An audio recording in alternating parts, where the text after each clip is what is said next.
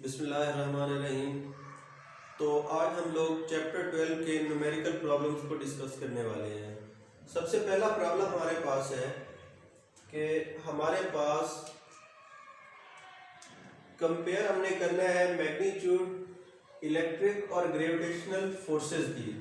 Electric और gravitational forces को हमने कंपेयर करना है कौन सी फोर्सेस जो एग्जर्ट हो रही हैं ऑब्जेक्ट पर जिसका मास 10 ग्राम और चार्ज 20 माइक्रो कूलम है और दूसरा ऑब्जेक्ट भी सेम है। तो हम कह सकते हैं जो हमारे पास M1 है उसने कहा है दोनों ऑब्जेक्ट सेम है, तो M1 और M2 दोनों एक जैसे हो गए और उनके मासेज हैं हमारे पास 10 ग्राम। तो स्टैंडर्ड में कन्वर्ट कर लेंगे स्टैंडर्ड यूनिट में, तो किलोग्राम में तो ये बन जाएगा 0.1 kg। अब उसने कहा है कि दो इतने मासेज और उन दोनों का चार्ज भी सेम है, तो उनका जो चार्ज है यानी जो Q1 है वही हमारे पास Q2 है और वो है 20 माइक्रो कूलम। तो अगर हम इसको कॉलम में लिखेंगे तो ये बन जाएगा 20 × 10⁻⁻6 माइक्रो को रिप्रेजेंट करता है। तो ये उनके चार्जेस हो गए कि हमारे पास दो ऑब्जेक्ट हैं जिनके मासेस सेम है और उनके चार्ज की वैल्यू भी सेम है। अब इनके दरमियान का डिस्टेंस उसने बता दिया है that is placed 10 centimetre from first. तो उन दोनों के दरमियान का जो डिस्टेंस है लेट्स सपोज r से रिप्रेजेंट करते हैं तो वो हमारे पास 10 सेंटीमीटर है। अगर इसको भी स्टैंडर्ड मीटर में कन्वर्ट करें तो 100 से डिवाइड करेंगे तो ये बन जाएगा 0.1 मीटर। तो अब हमारे पास M1 M2 की वैल्यू है, Q1 Q2 की वैल्यू है और उन दोनों के दरमियान डिस्टेंस यानी R की वैल्यू है। अब इसके बाद हमने उसकी इलेक्ट्रिक और ग्रेविटेशनल फोर्सेस को कंपेयर करना है, तो दोनों फोर्सेस की वैल्यूज को फाइंड आउट करेंगे। तो जब हम लोग उसकी इलेक्ट्रिक फोर्स को फाइंड करेंगे तो उसके लिए हम लोग कूलम लॉ पढ़ चुके हैं कि हमारे पास K Q1 Q2 by R का स्क्वायर। इससे हम दो चार्जेस के दरमियान इलेक्ट्रिक फोर्स को फाइंड आउट कर सकते हैं। तो K की वैल्यू ऑलरेडी K कांस्टेंट है, इसकी वैल्यू हमें नाउन है 9 × 10⁹ इसके बाद है जी Q1। तो Q1 और Q2 सेम वैल्यू है 20 × 10⁻⁻6 20 × 10⁻⁻6 मल्टीप्लाई 20 × 10⁻⁻6। के Q1 की वैल्यू आ गई, Q2 की आ गई और बटा में आ जाएगी R स्क्वायर की और आ रहा है हमारे पास 0.1, तो ये आ जाएगा 0.1 का स्क्वायर। अब जब हम लोग इसको सॉल्व आउट करते हैं कैलकुलेटर पर या किसी भी मेथड से, इसका आंसर हमारे पास 360 बनेगा। न्यूटन इसकी फोर्स को रिप्रेजेंट कर रहा है, तो ये उसकी इलेक्ट्रिक फोर्स की वैल्यू आ गई। अब इसके बाद है जी उसकी ग्रेविटेशनल फोर्स फाइंड आउट करना। तो ग्रेविटेशनल फोर्स के लिए हमें नाउन है कि उसकी ग्रेविटेशनल फोर्स बराबर होती है जी M1 M2 bye R square. तो ये लॉ ऑफ ग्रेविटी के मुताबिक हम लोग उसकी ग्रेविटेशनल फोर्स फाइंड आउट कर सकते हैं। तो इसकी वैल्यू अब जी कांस्टेंट है, इसकी वैल्यू हमें न्यूमेरिकल में गिवन है, तो ये है जी 6.67 × 10⁻⁻11। तो ये है जी जी की वैल्यू। इसके बाद M1 × M2 और M1 कितना है 0.1 और M2 भी है हमारे पास 0.1। M1 × M2 और बटा में आ जाएगा R का स्क्वायर यानी 0.1 का स्क्वायर। तो जब इसको सॉल्व करेंगे तो इसकी वैल्यू हमारे पास बन जाएगी 6.67 × 10⁻⁻13। तो ये FG की वैल्यू भी नाउन होगी। इस तरह हमने इलेक्ट्रिक और ग्रेविटेशनल फोर्सेस की वैल्यूज को नाउन कर लिया। तो उसने क्या कहा कि इन दोनों की वैल्यूज को कंपेयर करना है। तो लेट्स सपोज ये हमारे पास इक्वेशन 1 है और ये हमारी इक्वेशन 2 है। तो इसके लिए कंपेयर करने के लिए हम इन दोनों को डिवाइड कर देते हैं बाय डिवाइडिंग बोथ इक्वेशंस। तो अब हम इन दोनों को डिवाइड करते हैं। तो let's suppose FE by FG तो हमने बड़ी वैल्यू को ऊपर रखा है, छोटी से उसको डिवाइड किया है, तो ये बन जाएगा 360 बाय 6.67 इंटू 10⁻⁻13 और इसका आंसर हमारे पास बन जाएगा 5.4 इंटू 10⁻14। तो इससे हमें ये अंदाजा हो रहा है कि उसकी जो इलेक्ट्रिक फोर्स है वो ग्रेविटेशनल फोर्स से इतनी ज्यादा है। इलेक्ट्रिक फोर्स 5 से 4 ज़रब 10 की ताकत 14 गुना ग्रेविटेशनल फोर्स से ज्यादा होगी ऑब्जेक्ट्स के दरमियान। तो न्यूमेरिकल नंबर 2 को देखते हैं। Calculate net electrostatic force on Q as shown in the figure. इस फिगर में जो क्यू चार्ज दिखाया गया है, यहाँ पर दिखाया गया है, तो इस चार्ज पर जो फोर्स लग रही है वो फोर्स हम लोगों ने कैलकुलेट करनी है। तो सबसे पहले हम समझते हैं और जो हमारे पास गिवन डाटा है वो देखते हैं और उसके बाद हम लोग उसकी फोर्स को फाइंड आउट करते हैं। तो इसमें क्या है कि हमारे पास ये क्यू चार्ज है जो हमारे पास डी पॉइंट पर है, डी पॉइंट पर क्यू चार्ज है और ये हमारे पास Q1 चार्ज है ए पॉइंट पर और Q2 चार्ज है बी पॉइंट पर। अगर हम लोग इनकी फोर्सेस की डायरेक्शन देखें तो ए से सी की तरफ जो फोर्स जा रही है उसकी डायरेक्शन अपवर्ड है और इसमें वो डायरेक्शन डाउनवर्ड है और इसके अलावा ये सी पॉइंट है हमारा। अब हम अपना डाटा नोट करते हैं। तो सबसे पहले तो हमारे पास Q चार्ज दिया गया है जिस पर हम लोगों ने उस वैल्यू को फाइंड आउट करना है। तो Q है हमारे पास 4 इंटू 10⁻⁻6 कोलम। तो इस चार्ज पर जो फोर्स लग रही है वो हमने फाइंड आउट करनी है। इसके अलावा हमें Q1 और Q2 दिया गया है। तो Q1 की वैल्यू है जी हमारे पास 10 माइक्रो कोलम, बल्कि 1 माइक्रो कोलम। तो माइक्रो को हम लोग रिप्रेजेंट करते हैं 10⁻⁻6 से। तो 1 10⁻⁻6, तो ये Q1 की वैल्यू आ गई। अब Q2 भी सेम है। तो Q2 है जी हमारे पास 1 इंटू 10⁻⁻6 कोलम। तो Q आ गया, Q1 आ गया और Q2 आ गया। इसके अलावा उसने हमें R1 और R2 बताया, वो दोनों 1 मीटर है। तो हमारे पास R1 इक्वल है R2 के और वो है जी 1 मीटर।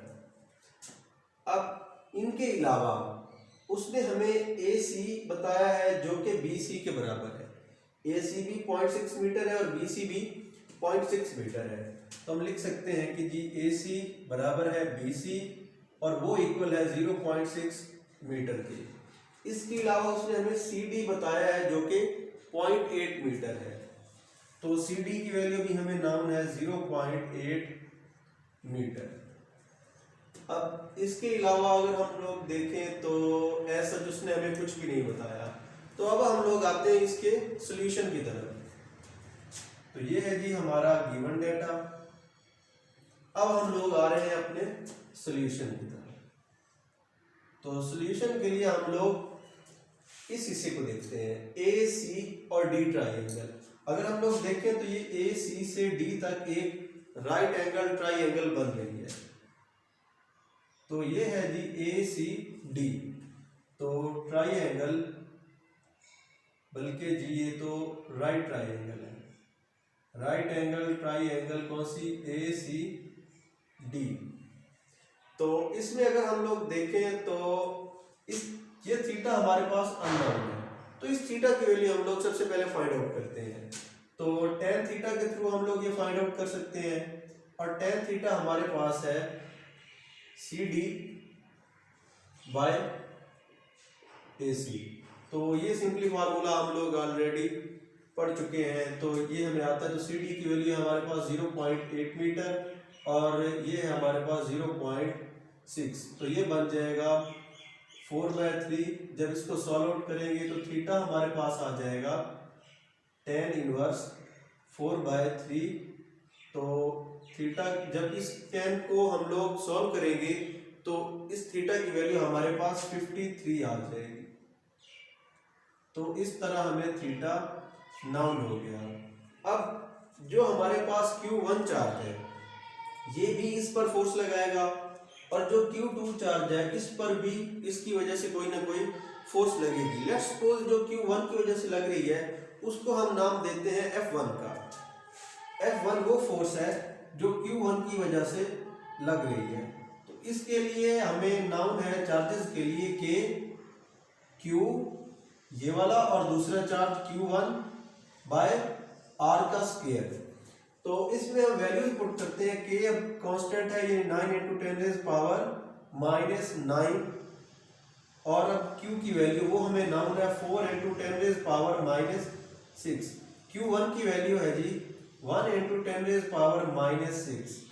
तो K Q1 Q2 और बटा में हो रहा है जी R स्क्वायर, और R की क्या वैल्यू है 1, तो यहाँ पर आ जाएगा 1 का स्क्वायर। अब जब हम लोग इसको सॉल्व आउट करते हैं तो हमारे पास F1 की वैल्यू बनती है 3.6 × 10⁻⁻2 न्यूटन। तो ये है जी हमारे पास F1 की वैल्यू। हम इनको सेपरेट आउट करके लिख लेते हैं। थीटा हमारे पास आ गया 53 और F1 की वैल्यू आ गई है जी 3.6 × 10⁻⁻2 न्यूटन। अब हम आते हैं F2 की तरफ जो Q2 की वजह से लगेगी। तो उसके लिए भी सेम फार्मूला बन जाएगा, F2 = K Q और Q2 बाय R स्क्वायर। अब K कांस्टेंट 9 × 10⁻⁻9 और Q की वैल्यू है जी हमारे पास 4 × 10⁻⁻6 और Q2 की वैल्यू बनेगी 1 × 10⁻⁻6 और बटा में आ जाएगा R का स्क्वायर यानी 1 का स्क्वायर। जब इसको सॉल्व आउट करेंगे तो ये भी हमारे पास सेम वैल्यूज है, तो बनेगा 3.6 × 10⁻⁻2 न्यूटन F2। इसको भी हम लोग सेपरेट आउट करके लिख लेते हैं कि F2 हमारे पास आ गया 3.6 × 10⁻⁻2 न्यूटन। बल्कि अगर जहां पर हमने K की वैल्यू को गलत पुट किया, ये होना 9 × 10⁻9, ये कांस्टेंट है, इसकी वैल्यू नाउन है। अब हम इससे आगे सॉल्व करते हैं।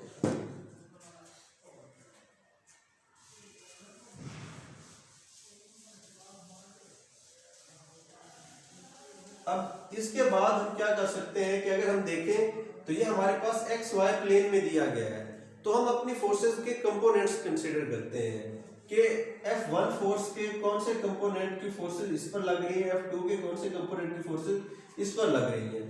तो हम लोग F1 को कंपोनेंट्स में कन्वर्ट करेंगे तो F1x बनेगा और F1y बनेगा। सिमिलरली F2 जब रिजॉल्व होगा तो ये हो जाएगा F2x प्लस F2y। जब F1x अगर हम लोग फाइंड आउट करते हैं तो ये हमारे पास बनेगा F1 cos थीटा। सिंपली हमारे पास F1 की वैल्यू हमें नाउन है 3.6 × 10⁻⁻2 और cos थीटा की वैल्यू भी हमें नाउन है।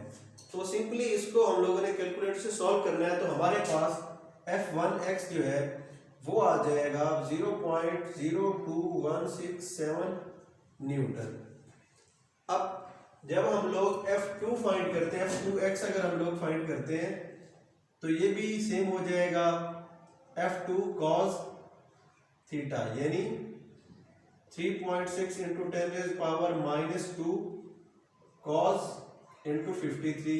अब ये वैल्यूज भी सेम है तो F2x भी सेम आ जाएगा 0.02167 न्यूटन।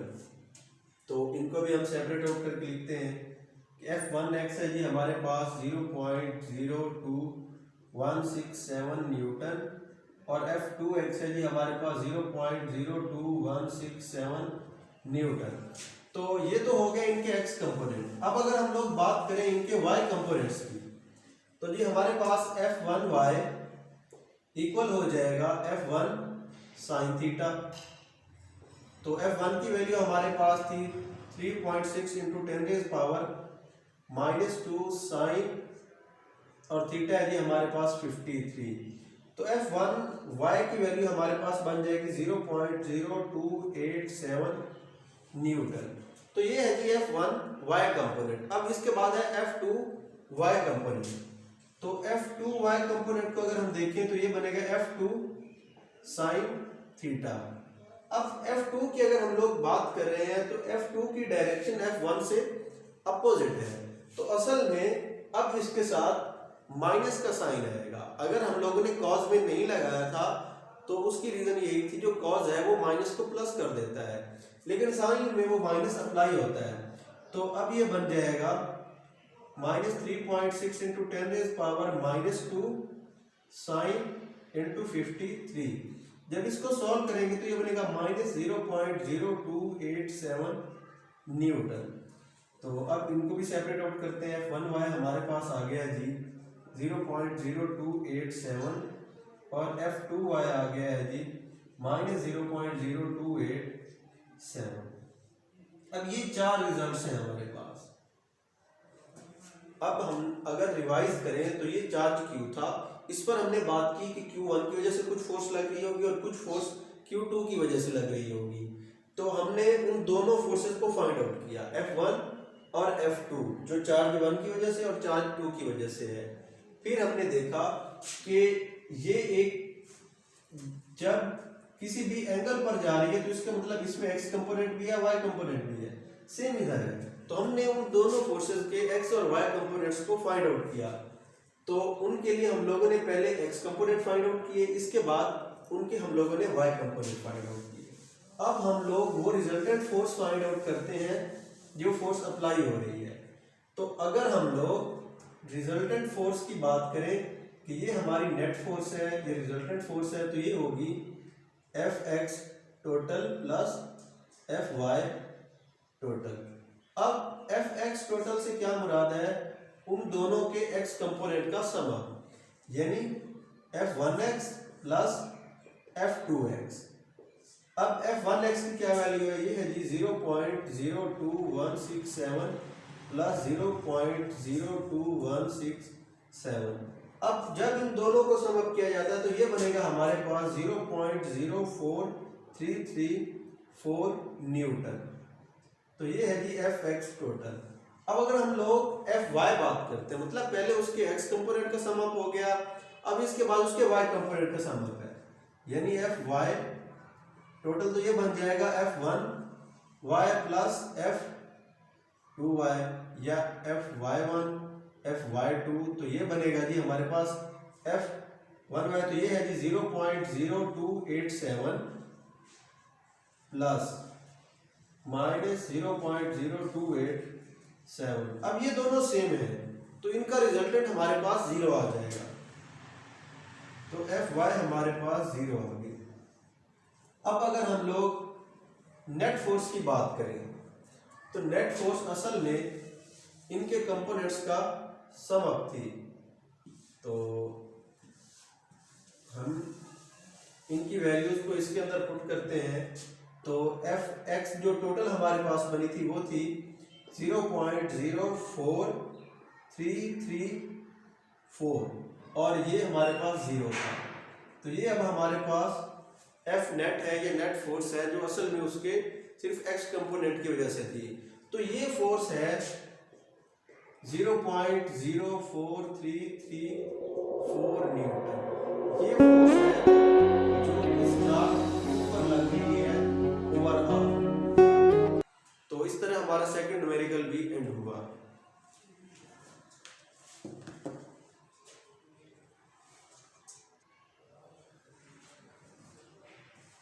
अब है जी इसका थर्ड न्यूमेरिकल। तो थर्ड न्यूमेरिकल को देखते हैं कि एक पॉइंट चार्ज है जिसकी वैल्यू इतनी है, इसको ओरिजिन पर रखा हुआ है, तो उसके लिए इलेक्ट्रिक फील्ड की वैल्यू फाइंड आउट करनी है जब वो ओरिजिन से 2 मीटर की डिस्टेंस पर है। तो अब सबसे पहले हम लोग देखते हैं गिवन डाटा। तो गिवन डाटा में हमारे पास